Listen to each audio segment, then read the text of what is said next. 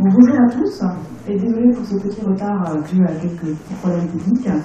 Donc aujourd'hui, nous avons le grand plaisir d'accueillir Hervé Letreux, qui est professeur à l'université Pierre et Marie Curie, professeur à l'école polytechnique, directeur de l'Institut Pierre-Simon Laplace, membre du GIEC, le groupe, alors j'ai pris mon papier parce que j'arrive pas à retenir, groupe d'experts intergouvernemental sur l'évolution du climat, et aussi membre de l'Académie des sciences.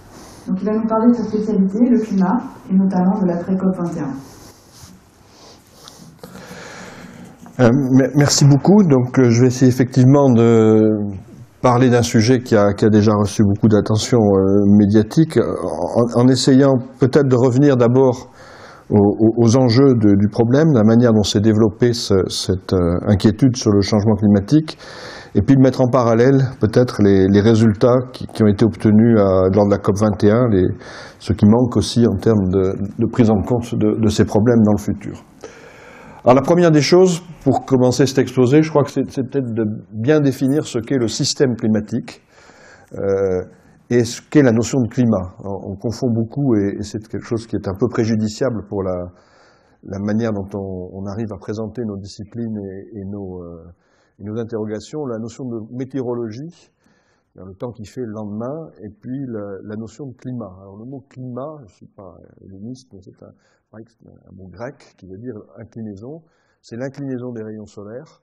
Les Grecs savaient que la Terre est ronde, qu'il faisait plus chaud dans les régions équatoriales, qu'ils pensaient d'ailleurs inhabitables parce que trop chaudes, et puis plus froid dans les régions polaires, et puis qu'il y avait un monde entre les deux qui était le monde vivable où ils habitaient, où on habite nous aussi, mais on sait que maintenant l'ensemble de la planète est vivable. Mais l'idée qu'il y a des conditions moyennes qui font que le système climatique et au-delà des aléas d'un jour à l'autre, a des caractéristiques qui différencient les différentes régions du globe, c'est quelque chose qui définit le climat. Alors, maintenant, on sait que le système climatique ne dépend pas que de la latitude et que du rayonnement solaire, mais dépend aussi beaucoup de la géographie de tous les systèmes qui composent ce système climatique.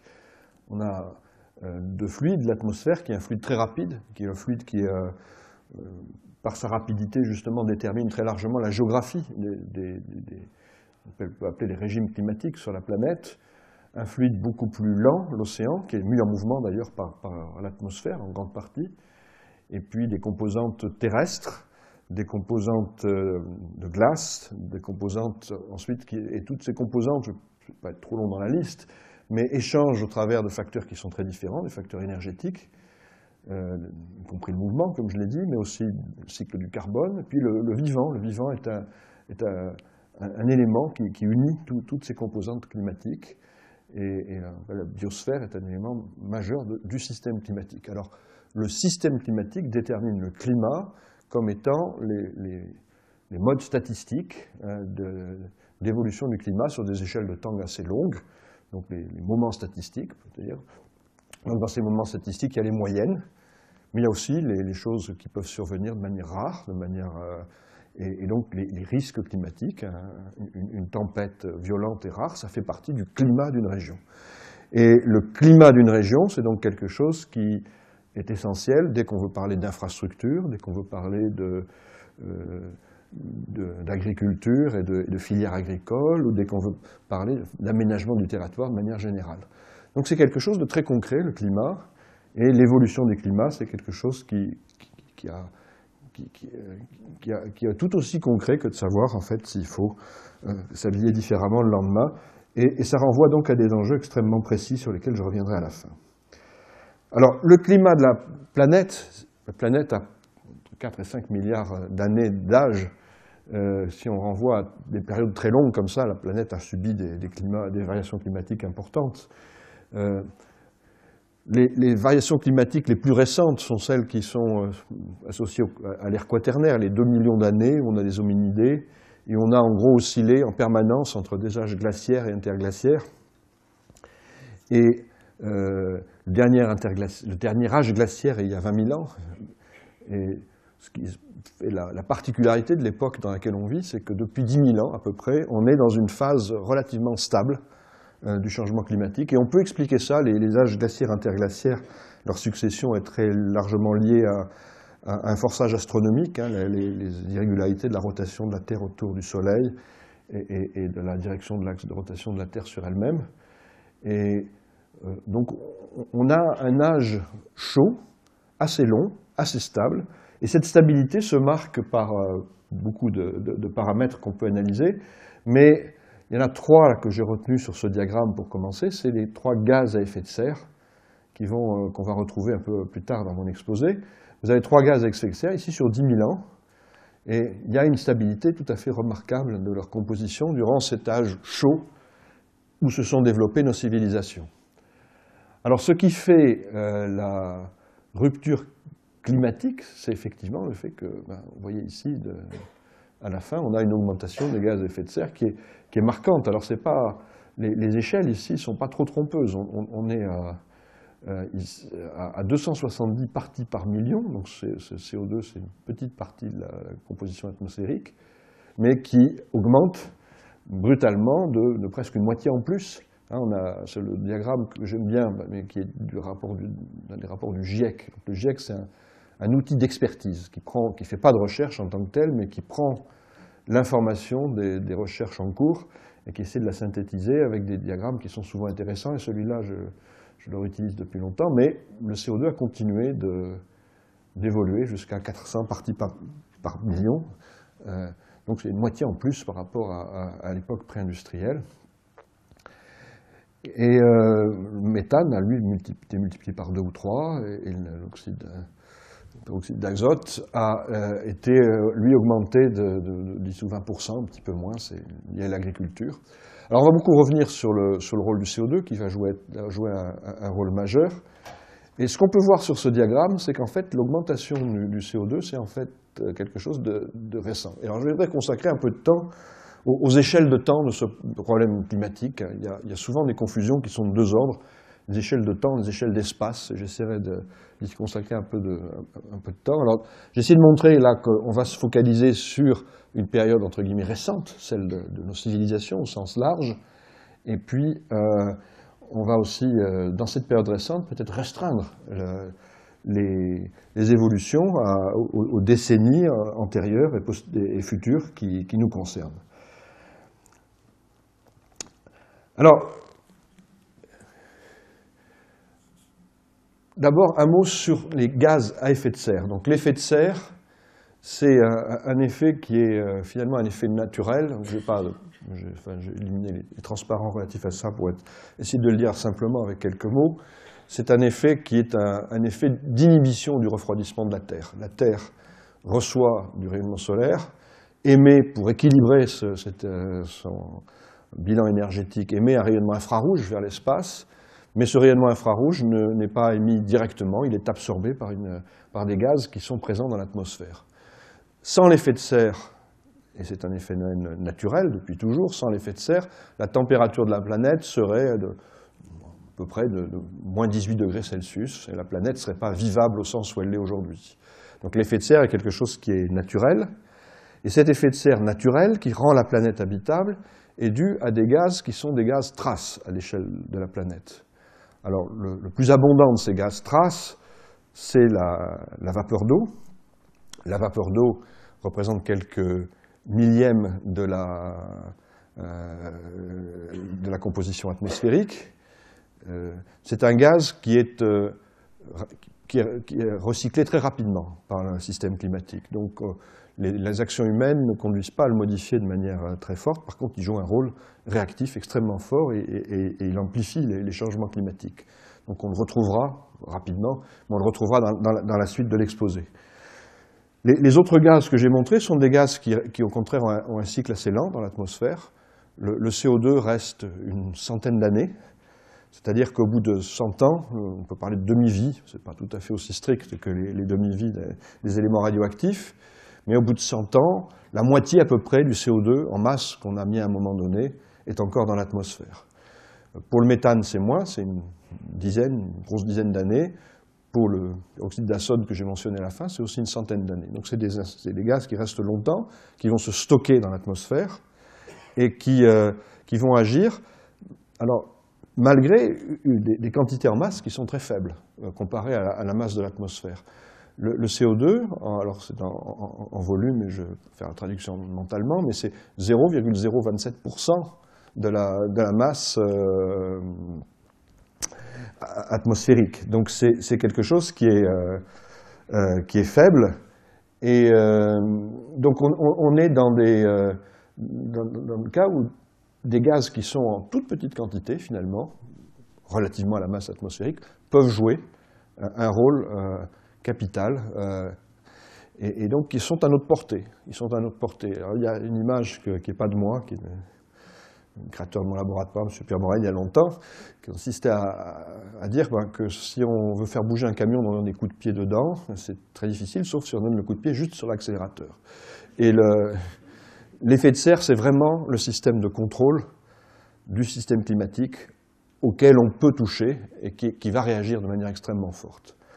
Alors ce système de contrôle, on le modifie depuis une période qui est plus courte que ce qu'on pense. Alors il y a des réflexions souvent sur des évolutions du climat qui ont été projetées déjà ou prévues, prédites depuis le début du XXe siècle.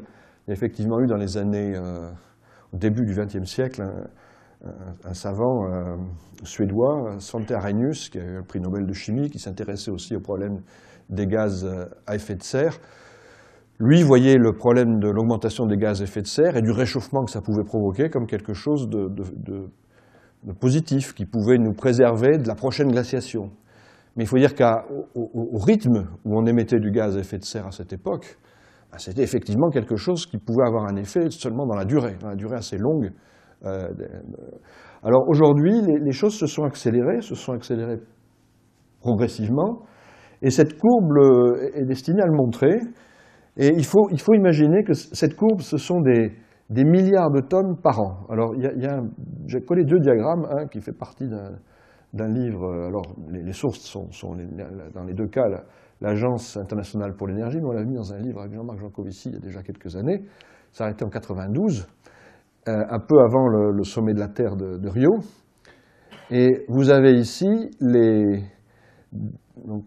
émissions en milliards de tonnes de carbone par an. Les émissions de CO2 dues à la combustion du charbon, du pétrole et du gaz naturel, les combustibles fossiles. Ce qu'on voit, c'est que dans les années 50, on était encore à un peu plus de 1 milliard de tonnes de carbone par an. Et puis, dans les années 70, on a dépassé ce qui à l'époque semblait être la marque à ne pas dépasser, 3 ou 4 milliards de tonnes de carbone. On pensait que les puits naturels de carbone pouvaient reprendre éventuellement en partie ces émissions-là. Et puis ensuite, au-delà, on est dans un domaine non durable, et on a dépassé les 6 milliards un peu avant le sommet de la Terre de Rio. Et là, il y a eu au sommet de la Terre de Rio ce qu'on appelle la Convention cadre des Nations Unies sur les changements climatiques, dont ils sont issus toutes les COP. Il y a eu une COP par an, ça a attendu 2 ans après cette Convention cadre. La Convention cadre a posé des objectifs, éviter un changement dangereux du climat. Tous les pays de la planète ont signé. Et à partir des années 93 ou 94, je ne sais plus, on a eu une COP, on suffit de calculer d'ailleurs, puisque celle de cette année était la 21e, la COP 21, et on a eu une COP tous les ans. Et ces COP ont été le bras armé des Nations Unies pour essayer de passer d'intention à des effets de réduction des émissions de gaz à effet de serre, avec 2 moments forts, le protocole de Kyoto, dont je pense que c'était en 97, mais qui a mis du temps à être ratifié, et puis le protocole de Copenhague qui n'a pas vraiment eu lieu, et puis le protocole de Paris cette année, dont on espère qu'il va pouvoir être ratifié rapidement, mais qui a été maintenant signé et approuvé dans un premier temps par l'ensemble des délégations. Alors, l'espoir, c'était qu'après ce sommet de la Terre de Rio, les émissions de gaz à effet de serre pourraient décroître assez vite. Et en fait, elles ont suivi un chemin qui est contraire, et qui est relativement inattendu parce que je pense que peu de personnes avaient prévu le développement extrêmement rapide des économies du sud-est asiatique. Alors vous voyez ici la croissance des émissions de CO2, c'est toujours en gigatonnes de carbone par an. On prend le carbone parce que le CO2 devient du CO3-, du CO4-, etc., selon les réservoirs dans lesquels ils migrent. Donc c'est plus facile de compter en carbone, mais il y a aussi, j'attire votre attention sur le fait qu'il y a beaucoup de chiffres en CO2 directement dans la littérature, en particulier économique. Il faut faire attention à ces chiffres. Donc là, on est en milliards de tonnes de carbone par an, et vous voyez les émissions de l'Europe. L'Europe, c'est à partir de la crise pétrolière de 1973, en fait, déjà, on a à peu près stabilisé les émissions, et même elles sont en décroissance.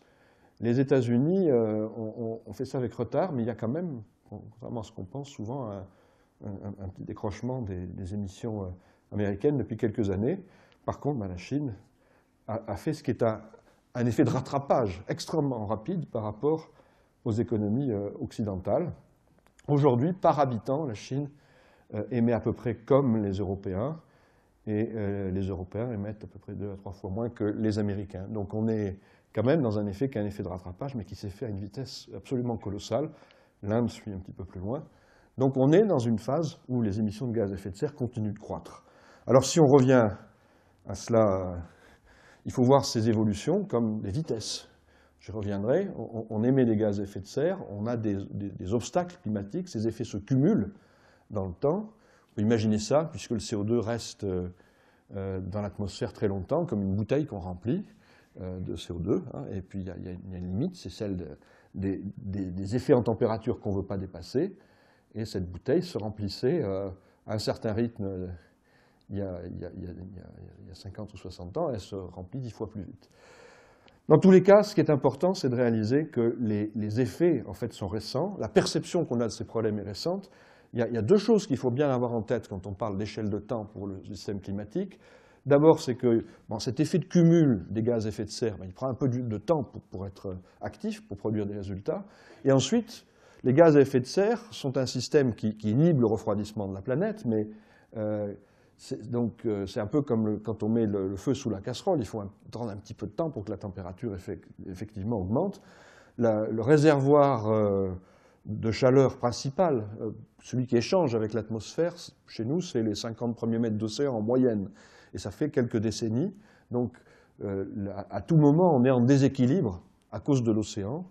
Et donc, les effets suivent de quelques décennies les augmentations de gaz à effet de serre. Ce qui fait qu'on y reviendra peut-être rapidement, mais les effets du réchauffement climatique n'ont été vus de manière réellement discernable, ils se superposent à la variété naturelle du climat, qu'à partir des années 90. Donc il n'y a pas très longtemps, en fait, qu'on commence à voir les premiers signes observables du changement climatique. Alors,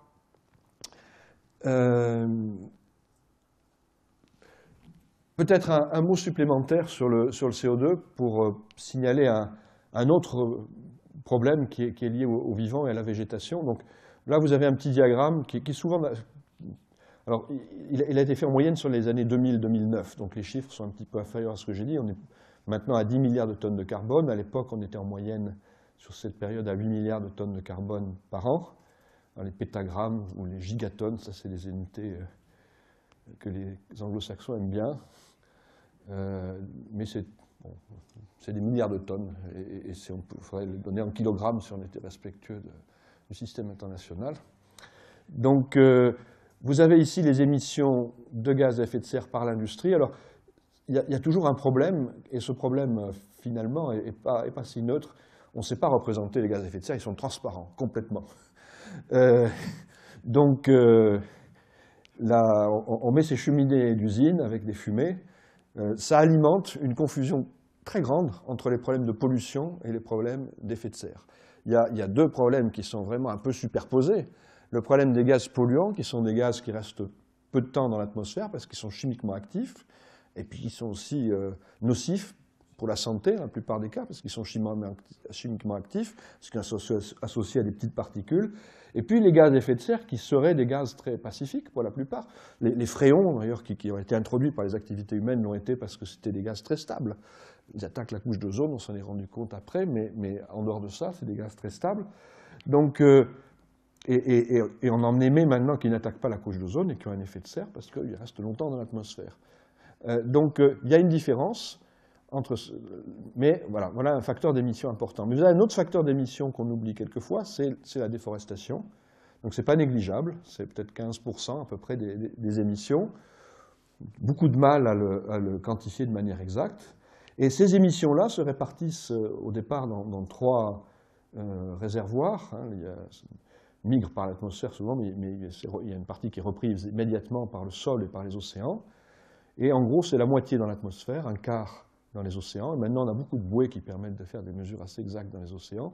Et puis, c'est très difficile sur les continents, mais il y a un quart aussi qui est repris par les continents. Alors, malheureusement, ce n'est pas les mêmes régions continentales, celles où on déforeste, souvent dans les régions du sud, et celles où le système climatique reforeste, qui sont plutôt des régions boréales. Alors, pendant toutes les années qui ont précédé, je dis que les premiers signes du changement climatique, maintenant c'est depuis une quinzaine d'années, on n'a pas eu d'autre choix que d'essayer de faire de la science pour se dire est-ce que c'est dangereux d'émettre ces gaz à effet de serre? La question a été posée dès les années 50. Alors, la première des choses a été de montrer que les gaz augmentaient effectivement dans l'atmosphère. Et ce que je n'ai pas dit et que je voulais dire, c'est que effectivement, pendant beaucoup d'années, on s'est réjoui qu'il y ait quand même une petite partie du CO2 qui soit pris par l'océan, parce que ce qui a démarré le débat, c'est de se dire que l'océan ne serait pas capable de tout prendre. Dans les années 50, on s'est rendu compte que l'océan ne serait pas capable de tout prendre. Et quand même, il en prend une petite partie, et il limite un petit peu l'augmentation atmosphérique. Ce dont on se rend compte depuis quelques années, c'est que ça a un coût, cette limite-là, c'est-à-dire que l'océan s'acidifie, et cette acidification menace les coraux. L'addition acidification plus réchauffement menace les coraux. Donc il y a une difficulté à ce niveau-là, ce qu'on appelle souvent le deuxième problème du CO2, qui ne passe pas donc par un réchauffement de la planète, ou du moins pas complètement, mais qui est très nocif pour la biodiversité. Alors, dans les années 50, il y a eu cette prise de conscience, et la question donc était de savoir si le CO2 qui allait augmenter dans l'atmosphère était dangereux. Alors, la seule manière de faire, ça a été d'utiliser des modèles climatiques, puisque les effets n'étaient pas encore visibles. Et je voudrais dire un mot de ces modèles climatiques. Alors, les modèles climatiques, c'est au départ alors ça a été mon métier principal pendant beaucoup d'années, ça le reste, mais enfin, je fais un sujet comme ça, on est tiré un peu vers l'administration, mais enfin, je reste un modélisateur. Les modèles climatiques sont des tentatives d'essayer de recréer quelque chose comme le système climatique que j'ai montré au début, mais en le faisant fonctionner à partir des lois de la physique. Et les lois de la physique, en l'occurrence, sont des lois qui, pour certaines, sont un peu plus nouvelles, celle du rayonnement, il y a de la physique quantique, il y en a beaucoup qui sont plus anciennes. Et je cite souvent une équation, parce que, même quand c'est grand public, on m'a dit que c'était le cas aujourd'hui, mais une équation pour montrer que quand même la physique joue un rôle. Il y a eu des incompréhensions autour de la notion de modèle qui sont liées au fait que beaucoup des collègues avec qui on interagit, on débat sur ces problèmes de gaz à effet de serre et de changement climatique sont des biologistes ou des économistes ou des gens qui ne sont pas habitués peut-être à avoir des équations vraiment fondamentales, mais plutôt avec des équations qui sont établies sur des principes d'empirisme, et donc où on cale des lois empiriques sur des données observées. Nous on a la chance d'avoir beaucoup de lois qui sont des lois physiques anciennes. C'est l'équation de Navier-Stokes, c'est la physique de Newton, un petit peu habillée pour les fluides. Et ces lois-là, ça fait déjà un certain temps que les gens se disent qu'on pourrait les utiliser. Alors, au départ, c'était plutôt pour la prévision météo, en tout cas pour essayer de représenter la dynamique des fluides atmosphériques ou océaniques. Et les tentatives, les premières sont attribuées souvent à M. Richardson dans les années 20, et Richardson a fait une tentative de prévoir le temps sur l'Angleterre, qui lui a pris 2 ans de calcul et qui n'a pas marché. Mais l'analyse qu'il en a faite est une analyse qui a été très utile pour la suite. D'abord, les équations en question, il faut les comprendre, les traiter. Elles contiennent contiennent beaucoup de choses, les ondes sonores par exemple. Donc il faut les filtrer, trouver le signal qui est vraiment important et les approximations qui sont vraiment importantes pour la météo. Il y a eu beaucoup de travail dans ce domaine-là.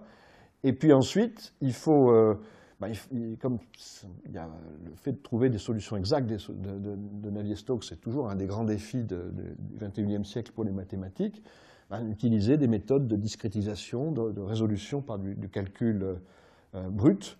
Et ce calcul brut, ça veut dire avoir un maillage sur la planète Terre, des gens qui calculent. Alors au début, ça était imaginé par Richardson de cette manière très, très directe. Vous aviez des gens là, qui sont sur un grand amphithéâtre. Ça ne s'est jamais fait, mais c'était... Et puis qui calculent, qui passent les calculs à leurs voisins pour calculer des gradients, et puis vous avez un chef d'orchestre qui accélère ou qui ralentit les gens. Donc c'était l'image qui a été donnée par Richardson. Et cette image, finalement, elle a été reprise exactement, pratiquement, quand les premiers ordinateurs sont arrivés, y compris d'ailleurs le dimensionnement du système, qui était très lié à une chose qui a facilité les développements dans la modélisation, c'est le fait que l'atmosphère a un comportement partiellement organisé. Je dis que l'atmosphère était responsable des régions climatiques. L'atmosphère a un comportement partiellement organisé. Vous le voyez sur cette image de manière...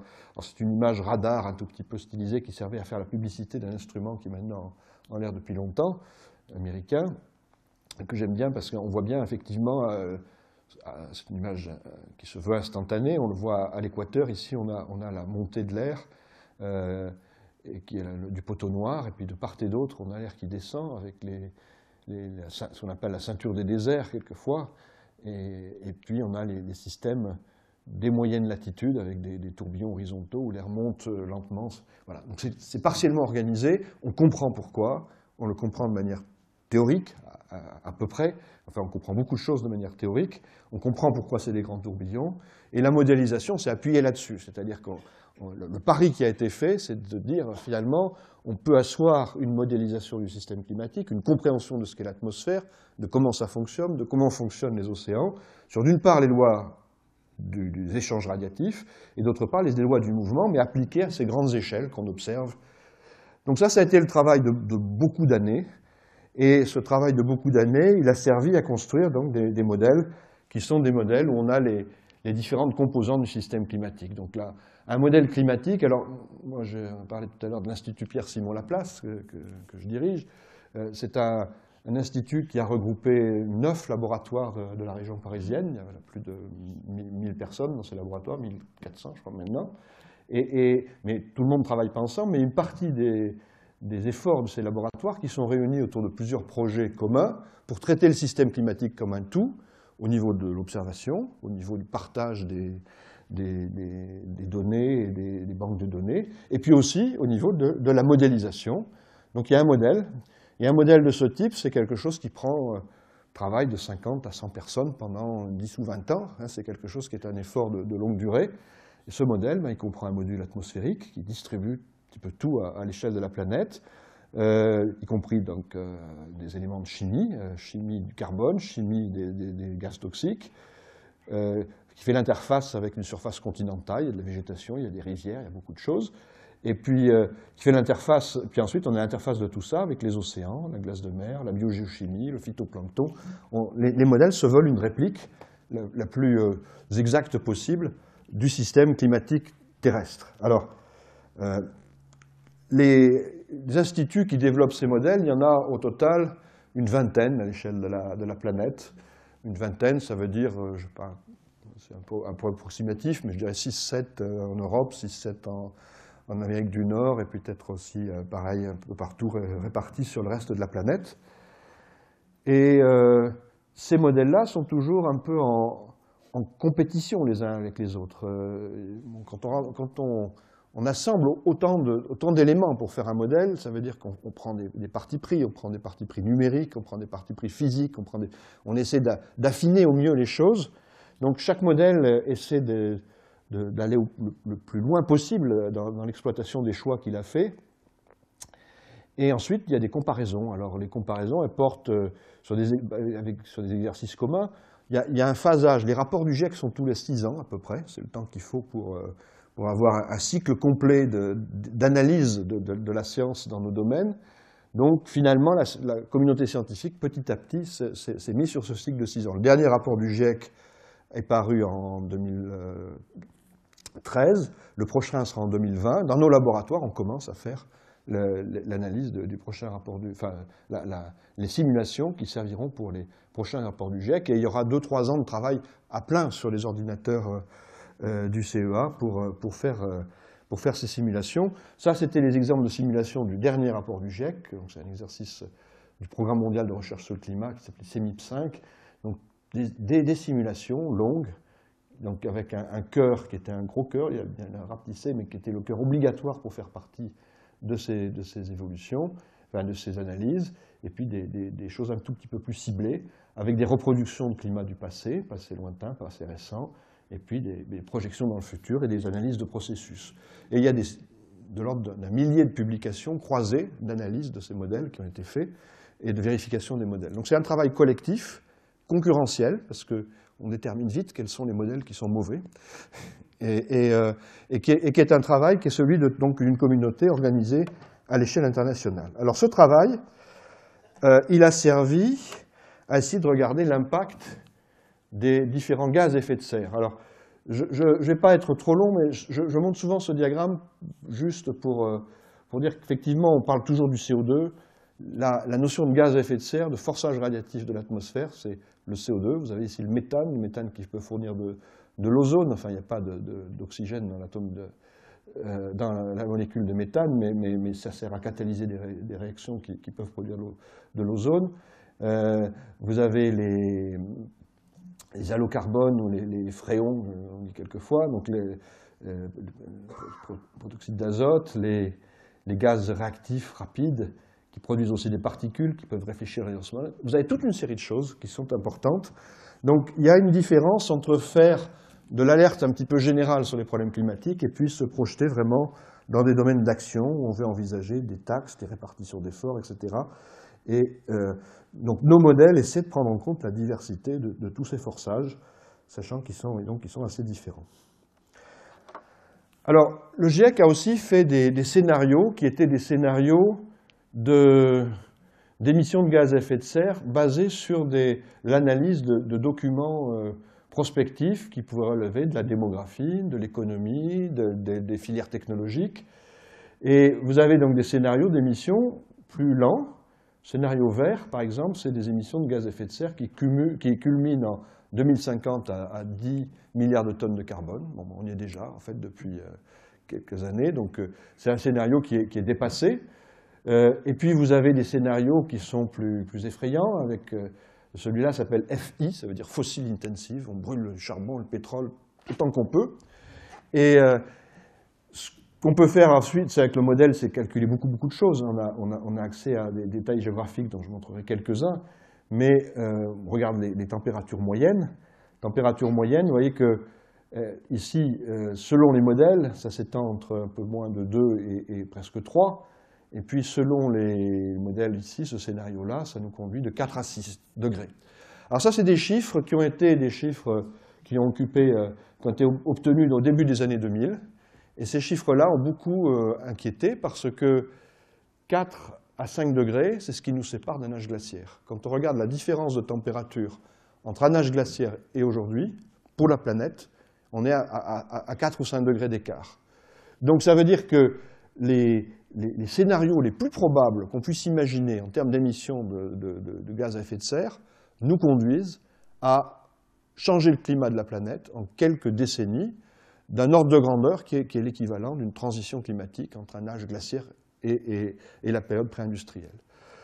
Alors, ce travail-là, il s'est accompagné aussi d'une réflexion sur le fait que très vite, alors c'est pas venu des scientifiques, plutôt de gens comme les services de Bruxelles, il fallait se donner un objectif de réduction des émissions de gaz à effet de serre. L'objectif de 2 degrés est venu de beaucoup d'études sur ce que pourraient être les impacts du changement climatique. Bon, il faut faire un choix, c'est comme la vitesse à 50 à l'heure dans les villes. Bon, là, 2 degrés. Et 2 degrés, ben, vous voyez qu'aucun des scénarios qui est là, sauf le vert, mais qui est dépassé, ne permet de le faire, et encore moins de se stabiliser. Hein, l'idée, c'est de se stabiliser sous les 2 degrés de réchauffement par rapport à la période pré-industrielle. Donc, ce qui a été fait dans les années récentes, c'est d'essayer d'envisager les choses de manière un petit peu différentes, et nos modèles le permettent, de manière inverse, de se dire, voilà, on voudrait avoir des évolutions de température comme celle-ci, comme le bleu. Quelles sont les émissions de CO2 qui sont associées à cela? Alors, ce que vous voyez ici, c'est que les émissions de CO2 associées à cela, c'est une diminution extraordinairement drastique des gaz à effet de serre. La raison, elle est celle que j'ai dite tout à l'heure, c'est-à-dire que le CO2 reste longtemps dans l'atmosphère, il se stocke dans l'atmosphère, et alors je ne sais plus si je l'ai mis, oui, je l'ai là. En fait, on a pu montrer récemment que, dans le dernier rapport du GIEC, c'est quelque chose qu'on savait, mais qui a été un petit peu quantifié, même si c'est approximatif, c'est que si on ne veut pas dépasser 2 degrés, par exemple, à mesure où on a des gaz qui se stockent, on a une quantité de gaz que l'on peut émettre qui est limitée. Donc on a quelque chose comme, en anglais, un total permis, si vous voulez, hein, qui serait ici. Et par rapport à ce total permis, nous, on a déjà dépensé la partie bleue. Donc ce qui nous reste à émettre, c'est la partie rouge. Et au rythme actuel, la partie rouge, c'est-à-dire que la partie rouge, elle signifie que, enfin, ce qui détermine ce montant total, c'est qu'à partir du moment où on l'aura atteint, on aura du mal à ne pas dépasser 2 degrés. Ça ne veut pas dire qu'on sera tout de suite sur les 2 degrés, ça veut dire que les routes menant aux 2 degrés, on ne sera plus dessus et on n'aura plus moyen de les rejoindre. Alors cette notion de possible ou d'impossible, ça dépend aussi des technologies et de la société, mais c'est quelque chose qui a été vu de manière finalement assez contraint aussi. On n'a pas beaucoup d'espace de liberté pour contrevenir à cela. Donc ça veut dire que ici, cette partie-là, au rythme actuel, en 20 ans, on l'a émise. Donc aujourd'hui, on est dans une situation où, au rythme actuel des émissions, dans 20 ans, on ne sera plus en situation de rester sous les 2 degrés.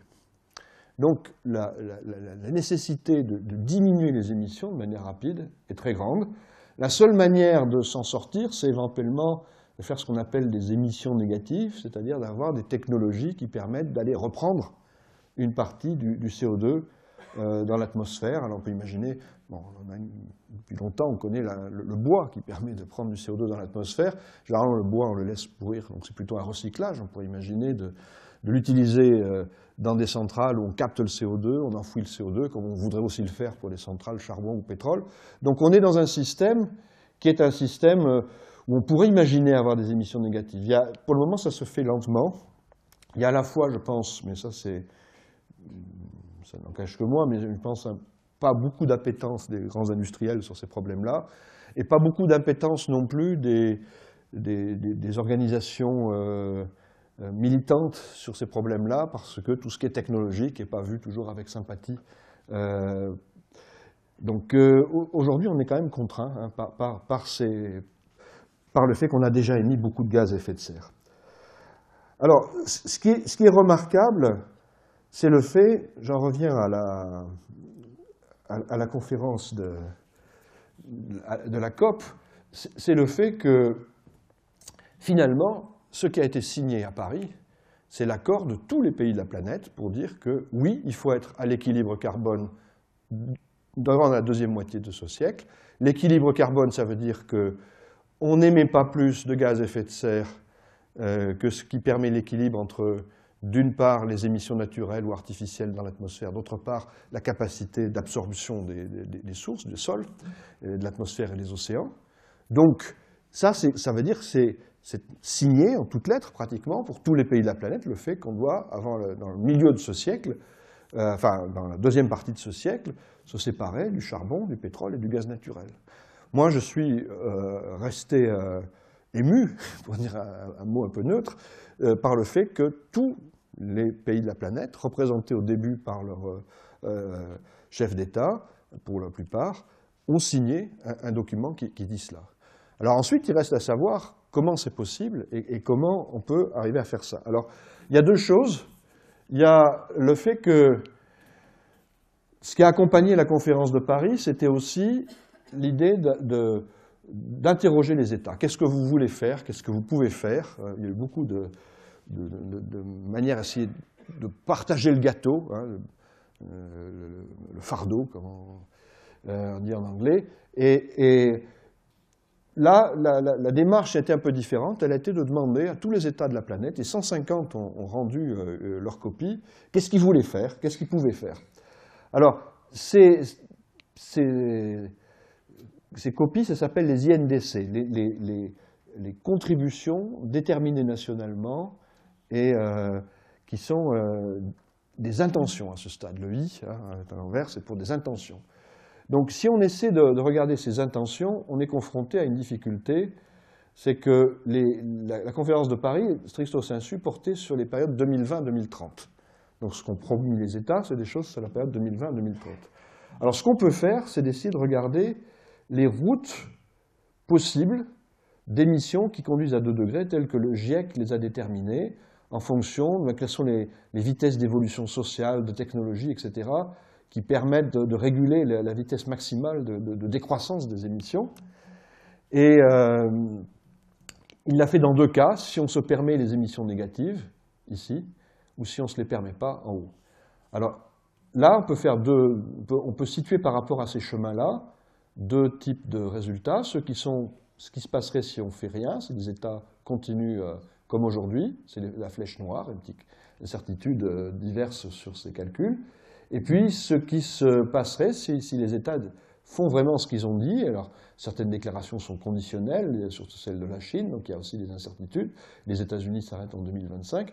Ce qu'on voit, c'est que dans le cas où on ne se permet pas d'émissions négatives, on se rapproche des courbes qu'il faudrait, mais on n'y est pas.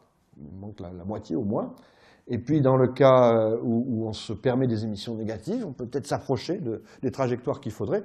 En 2 mots, les intentions des États, ce n'est pas neutre, c'est une partie des choses, mais ce n'est pas non plus suffisant. C'est pas non plus suffisant. Et ça veut dire qu'il y a besoin d'y revenir. Alors, ce qu'a prévu la conférence de Paris, c'est de faire un travail de réévaluation tous les 5 ans. Alors, dans 3 ans, je pense, si je ne me trompe pas, la ratification de cet accord est espérée et les contributions intentionnelles deviennent des contributions tout court. Elles seront actées par la négociation et elles pourront être renégociées ensuite, mais à la hausse seulement, tous les 5 ans pour essayer de se remettre sur les trajectoires nécessaires pour réduire les émissions de gaz à effet de serre et arriver comme il le faut pour arriver à 2 degrés. Donc c'est un effort qui est très important. Il y a beaucoup d'écueils. Alors, moi, je vois ça avec ma vision de physicien. Enfin, je ne suis pas physicien en même sens que vous, mais je fais des études de physique. Et donc, vous avez des choses qu'on peut faire assez rapidement. Alors, je n'avais pas montré la courbe bleu clair. C'est une courbe où on attend un petit peu, et on voit que si on attend un peu, avec le cumul des émissions, on est tout de suite à 1 degré de plus en fin de siècle. Donc, pour éviter tout retard, il y a des tas de choses qu'on peut faire qui sont qui ne sont pas nécessairement très, très lourdes structurellement. Le méthane, si on veut s'en débarrasser complètement, c'est très difficile, mais il y a beaucoup de choses qu'on n'a pas faites et qu'on peut faire pour se débarrasser d'une partie du méthane. Même chose sur certains gaz polluants qui ont un effet de serre, comme la suie, le black carbone. Il y a les usages des sols, il y a les économies. Les économies, il y a énormément d'économies d'énergie qu'on peut faire. Donc il y a beaucoup de choses qu'on peut faire au début. Mais tôt ou tard, si on veut vraiment se mettre à l'équilibre carbone, il faudra aborder des problèmes qui sont d'ordre structurel, les problèmes de transport, les problèmes d'urbanisme. Donc tout ça, c'est des choses qu'il faut évaluer dès maintenant. Tout ce qui prend du temps, en principe, il ne faut pas attendre le dernier moment pour le faire. Et c'est un petit peu le risque qu'on peut courir avec la démarche qui est suivie actuellement.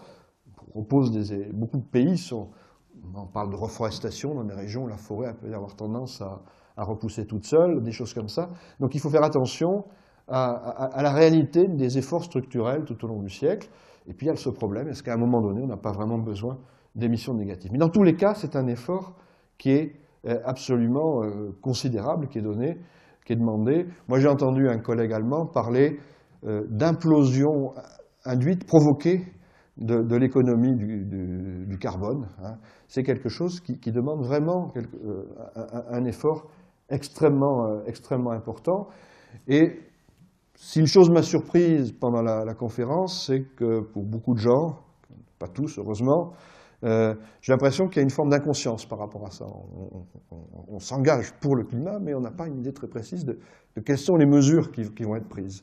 Et ça renvoie probablement aussi à un problème de méconnaissance des enjeux sur lesquels je conclurai tout à l'heure. Alors, la conséquence de tout ça, je vais essayer de finir dans un délai d'une heure à peu près, comme on m'avait demandé, c'est qu'il y a beaucoup de gens qui se méfient de la capacité de réussir ce travail. Alors, les modèles nous disent un peu ce qui pourra se passer si le changement climatique a lieu malgré tout. Et c'est aussi une manière de valider les modèles.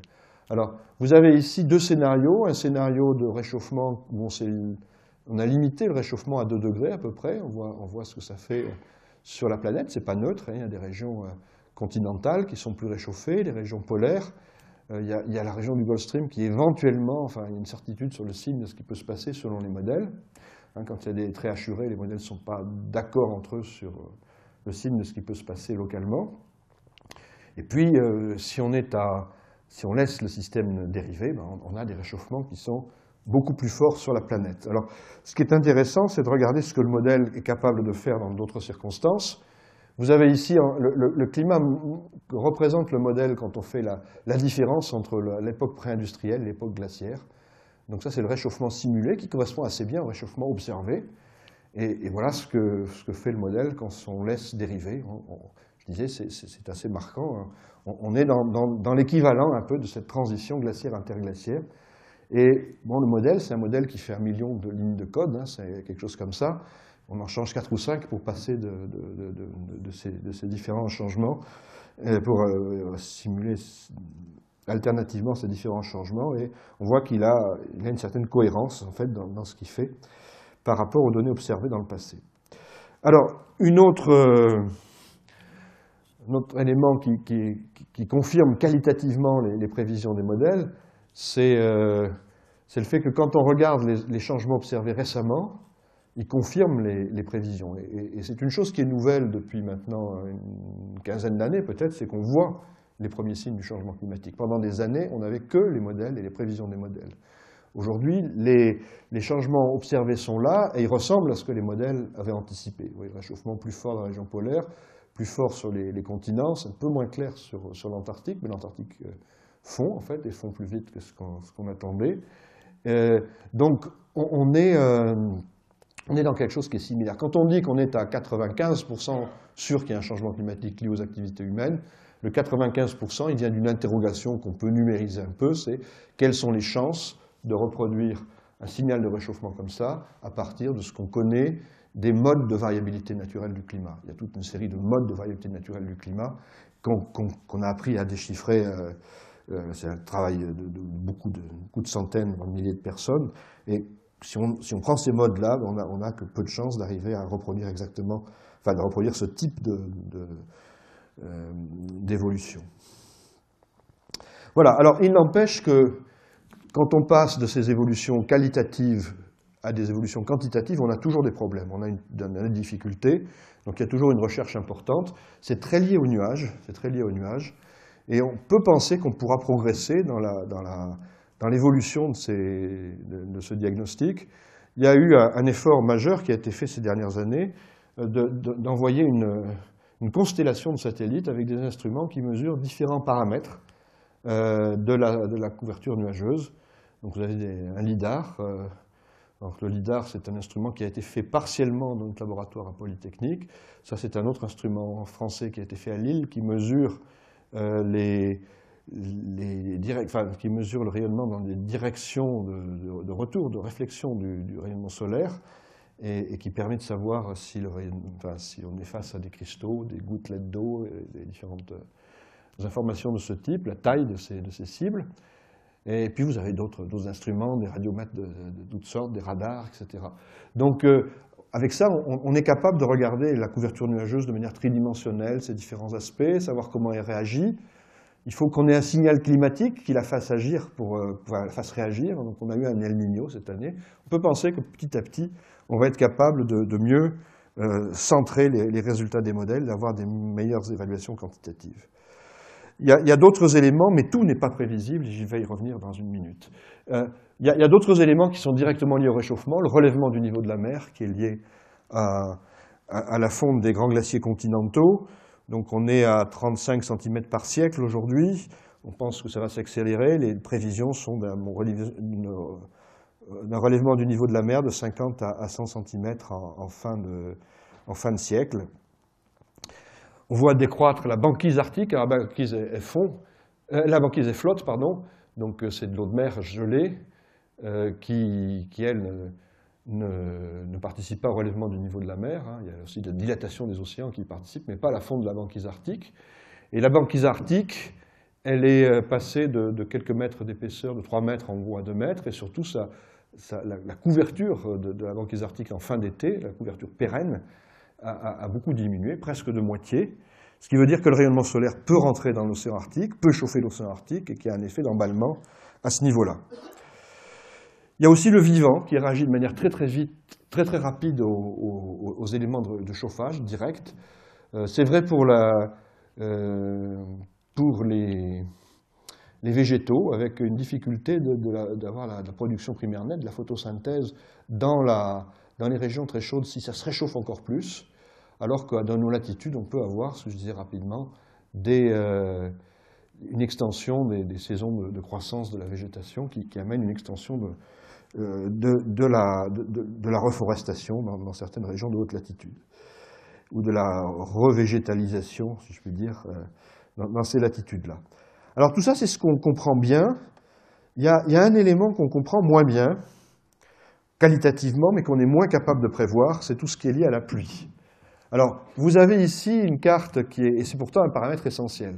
Vous avez une carte qui vous montre, pour la moyenne de 39 modèles, ou 32 modèles, ce que seraient les changements de pluie pour un monde à 2 degrés plus chaud ou un monde à 4-5 degrés plus chaud. Ça dépend des modèles, c'est l'ordre de grandeur. Alors, vous avez les couleurs qui vous montrent qu'il pleut plus à l'équateur, pour la moyenne des modèles, que de part et d'autre de l'équateur, il pleut moins, donc dans la zone des déserts, on accentue les déserts. À nos latitudes, il pleut plus. En gros, on a des grandes tendances, et ces grandes tendances, on les observe aussi quand on fait la moyenne sur plusieurs années, par exemple. Par contre, si on se place localement, les modèles sont en désaccord. Et ce désaccord des modèles, c'est quelque chose qui relève en partie d'un caractère un peu chaotique de l'écoulement atmosphérique, et on n'est pas sûr jusqu'où on pourra prévoir tous les détails de l'évolution locale. Alors, une manière peut-être de le montrer de manière un petit peu plus claire, c'est de se focaliser sur la colonne de gauche ici. C'est des petites cartes qui montrent les différents régimes climatiques dominants sur la zone euro-atlantique. Alors vous avez ici, on va prendre cette carte-là, vous avez en jaune l'anticyclone des Açores, et puis en bleu la dépression d'Islande. Ça, c'est une anomalie quand ces deux systèmes se creusent pour la dépression et se gonflent pour l'anticyclone. Mais vous allez pouvoir le contraire, et puis vous avez une oscillation entre ces deux états, mais vous pouvez avoir aussi un état où l'anticyclone se pose sur les océans, on appelle la dorsale atlantique, avec des précipitations qui viennent sur l'Europe, et puis ça peut être... Et là, au contraire, l'anticyclone sur les continents, avec des conditions où il fait très beau, très chaud l'été, très froid l'hiver. Et vous voyez qu'en gros, on passe un quart du temps dans chacun de ces états, et que les oscillations d'une année sur l'autre paraissent un tout petit peu chaotiques. Donc, que va faire le changement climatique? Il va changer les fréquences de tout ça, mais avant d'avoir un signal qui soit stable, il faudra beaucoup d'années. Donc on a du mal à prévoir ce qui se passe, à anticiper ce qui se passe dans le détail. Il va prévoir pour chaque État, alors les régimes eux-mêmes, dans toutes les analyses qu'on peut faire, où jusqu'à 2-3 degrés au moins ne changent pas trop. Par contre, là où il pleuvra plus, parce qu'il y a plus d'eau dans l'atmosphère s'il fait plus chaud. Là où il fait sec, les sécheresses seront aussi plus intenses, parce que, en tout cas, les canicules, les coups de chaleur seront plus intenses, et du coup, sans doute souvent les sécheresses. Voilà, donc on peut dire des choses, mais on est face à un état qui est imparfaitement prévisible. Alors ça pose le problème de l'adaptation au changement climatique. Et je vais essayer de finir sans trop traîner sur ces problèmes-là. Je crois que ce dont on se rend compte depuis maintenant quelques années, c'est que ces problèmes-là sont des problèmes où on ne peut pas traiter l'aléa climatique indépendamment des autres aléas.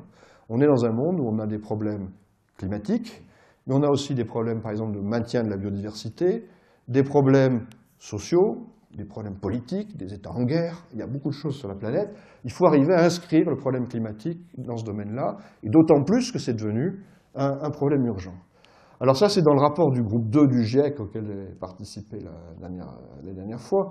Il y a ce chapitre, dans le chapitre 1, qui montre comment, en fait, il y a un espace d'action sur le climat qui est contraint à la fois par la nécessité de préserver d'autres enjeux environnementaux, en particulier la biodiversité, et puis des enjeux sociaux. Et ce que doit faire une démarche progressive qui se fait avec des allers-retours permanents, c'est d'arriver à trouver un espace de co-développement de ces problèmes-là qui fait que finalement les choses qu'on fait fonctionnent de manière positive pour chacun des problèmes. Et donc cette idée d'avoir quelque chose de construit progressivement en essayant de tenir compte de prendre en compte des problèmes assez variés est très présente maintenant dans l'esprit de beaucoup. Alors, je voudrais juste donner 2 exemples pour essayer d'illustrer ce que ça peut vouloir dire. Le premier exemple, c'est parce que je vais parler ensuite de ma région Aquitaine, et avant de faire ça, je voudrais montrer qu'il y a des endroits du monde où les enjeux sont beaucoup plus forts. En fait, le système climatique est très inégal. On a, pour des raisons qu'on peut expliquer, qui tiennent à la rotation de la Terre, à la distance au Soleil, et tas de choses, des régimes de cellules atmosphériques, où l'air monte à l'équateur, descend dans la région désertique, et qui marquent la zone intertropicale. Et puis dans la zone extratropicale, on a autre chose, des grands systèmes de dépression qui vont d'ouest en est.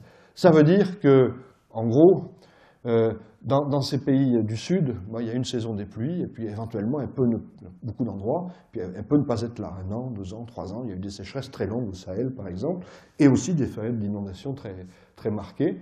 Voilà. Nous, on voit la zone atlantique dont je viens, je suis breton d'un côté, Aquitain de l'autre, il y a une saison des pluies tous les 5 jours à peu près. Donc les choses sont différentes, le type de vulnérabilité au changement climatique est différent. Et elle existe, cette vulnérabilité, mais elle est différente. Donc, en Afrique, par exemple, on est confronté à des enjeux qui sont vitaux. On a un continent dont la démographie est en augmentation rapide, et qui n'a pas eu la révolution verte ne s'est pas produite comme dans d'autres continents. Les besoins alimentaires qui sont estimés par la FAO, si on compare 2050 à 2000, c'est un facteur 5. Alors, je ne suis pas spécialiste, je prends les chiffres tels qu'ils m'ont été donnés, mais je crois que c'est des ordres de grandeur qui paraissent plausibles. Et dans les autres parties du monde, il y a aussi des problèmes en Asie, en Amérique latine.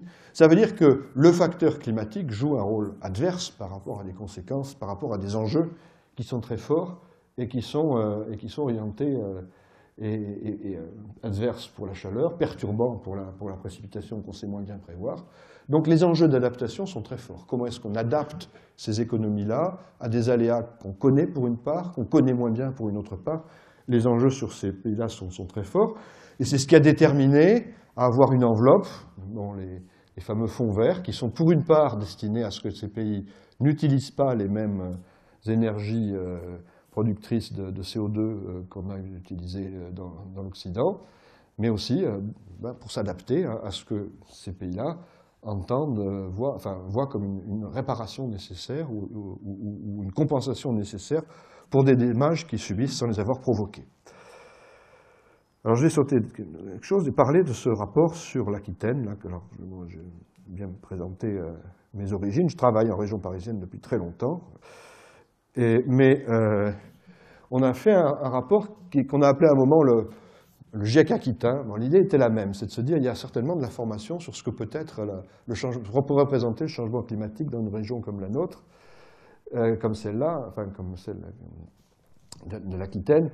Et voyons ce que ça veut dire, quelles sont les conséquences, est-ce qu'il y a moyen de s'y préparer. Et la première grande surprise, ça a été de voir que, alors on a fait un petit groupe de personnes, certains que je connaissais depuis un certain temps, et on a sollicité beaucoup de gens. D'abord, on a une réponse très, très enthousiaste. Les gens sont très sensibles au changement climatique dès que ça touche les régions qui les concernent, qu'elles sont liées affectivement. Et on a eu une centaine de personnes qui étaient toutes des chefs d'équipe, des chefs de laboratoire, travaillant dans le domaine très varié, depuis l'hydrologie des nappes d'eau, des fleuves, les gens de l'INRA sur la forêt, sur la vigne, sur les frémères pour les pêches, les grandes agences de conservation de la nature. Enfin, beaucoup de résultats très, très variés. Et ce qui est intéressant de voir, c'est que ces résultats-là, ils apportent quand même une réflexion sur ce qu'on doit faire.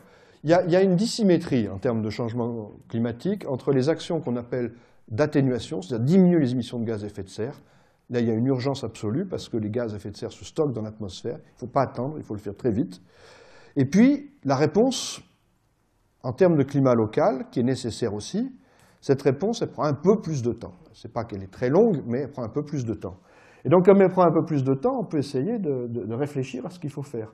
Et on se rend compte que quelquefois, simplement, la réflexion n'a pas été développée, n'a pas été poussée.